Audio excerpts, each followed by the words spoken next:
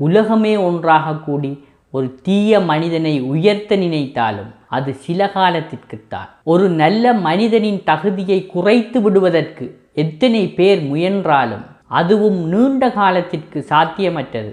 இந்த உண்மையை உணர்ந்த மனிதர்கள் பிறரது விமர்சனங்களுக்காக எப்போதுமே தங்களை வருத்தி கொள்வது கிடையாது. நண்பர்களே, ஆப்ரஹாம் லிங்கனிடத்தில் ஒரு மனிதர் கூறுகின்றார், உங்களின் தந்தை தைத்து கொடுத்த பாதணியை நான் இப்போதும் அணிந்திருக்கிறேன் என்று. அதற்கு ஆப்ரஹாம் லிங்கன் அவருக்கு அழகான பதிலொன்றை கூறுகின்றார். எனது தந்தை இறந்து பல வருடங்களாகியும் அவர் தைத்து கொடுத்த பாதணியை நீங்கள் இன்னும் அணிந்திருக்கிறீர்கள் என்றால் எனது தந்தை எவ்வளவு நேர்த்தியாக உங்களது பாதணியை தைத்து கொடுத்திருக்கிறார் என்று. பிறரது விமர்சனங்களுக்காக வருந்தி கொண்டிருப்பவர்களுக்கு வாழ்வில் அடுத்த நிலைக்கு செல்வதற்கான உந்துதல் கிடைக்காது. நண்பர்களே, எம்மை உடைத்து விடக்கூடிய விமர்சனங்கள் எப்போதுமே எமக்கு தேவையற்றவை.